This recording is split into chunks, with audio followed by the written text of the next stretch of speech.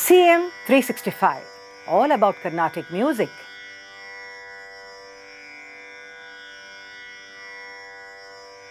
In one of the earlier episodes, I had mentioned about how practice is important for us to master any art form. And also I also shared some quotes on practice which were of quite interest to you, I'm sure. But now coming to the fundamental question of what practice is all about, I thought I'll share something about this with you. What is practice? It is an act to perform or work repeatedly so that we become proficient in that particular field, or it is to train by repeated exercise. So we could say that it is just a simple act of doing something particular, something in a repeated manner, that is repetitively, for a purpose of becoming better at it. Also, it is the way of dedicating one's time to the study of what is involved in the new field of learning. Now, in addition to all this, we see that it involves putting what one has learned into action repeatedly in order to master it. Now, to me, I feel that beyond this practicing and perfecting something, the ability actually to perform something effortlessly is what makes somebody a maestro. In fact, I would also say here that a good musician actually perfects the technicalities, and he is able to really, out of practice, he is able to perfect the art. But in the case of a stalwart or a maestro, we see that they go beyond the perfecting of the art into presenting it in a very effortless manner. Now, what is this effortlessness about? After many years of really rigorous practicing, what happens is that the aspects of raga, tala, the technicalities, everything actually goes into oblivion. And finally, you see that the whole experience of listening to the music becomes absolutely blissful and magical. And that is what actually sets apart the maestro from even a good musician, because a good musician, as I said, only perfects the art, but here it is more about presenting something effortlessly, where it is what we call as deceptively simple. So when you look at the artist or you hear the artist, you think, oh, it's flowing so simply, beautifully, it's flowing and it looks all so easy. But try reproducing all that and you know how difficult it is, or rather very impossible also it is to produce it the way they are doing. This I'm saying out of my own practical experience as a musician, where sometimes when I hear very simple tunes, by the great maestros, some simple melody, I think, oh, what's the big deal? Let me also try. But only when I start singing, I understand that this kind of effortlessness is not about just practicing and singing it one fine morning. It is years and years and years of deep sadhana, or rather I would say they are literally meditating on the music to make it sound so effortless.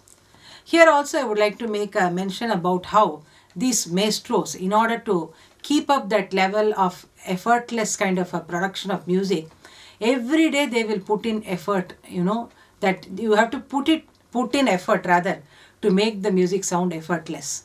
So, for example, an 80-year-old or a 90-year-old musician, every day he will be practicing his basics so as to keep up his voice, that to maintain the voice in its proper form. That is very important. Here, of course, I would like to make a mention of Srimati M.S. Subbulakshmi, who was endowed with a absolutely God-blessed, God-given voice, we would say.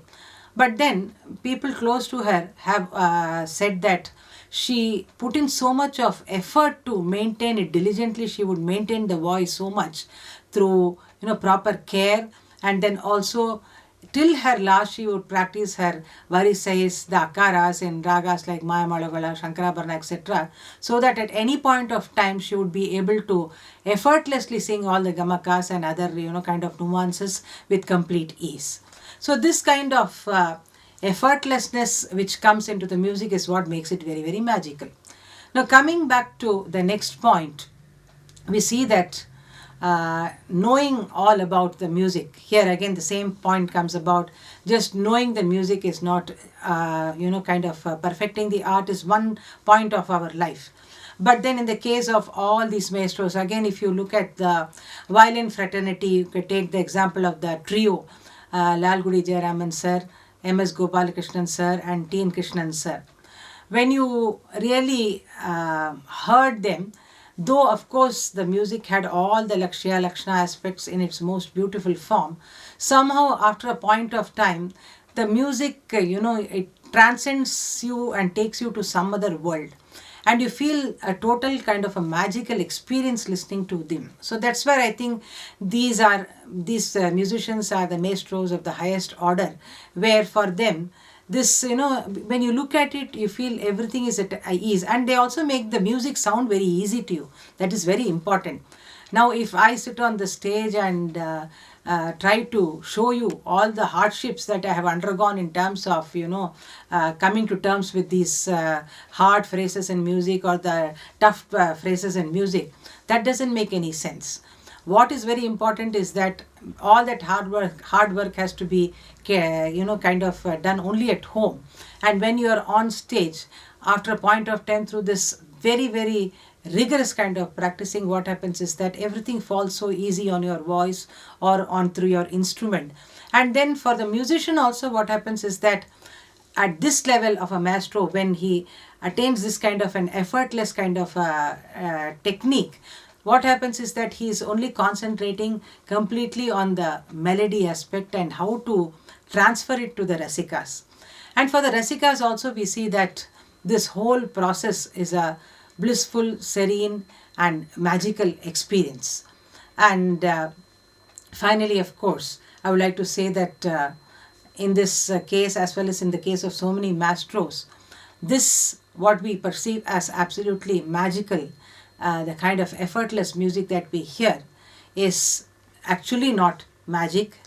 It is something which has been achieved by years and years of rigorous, hard and focused practice.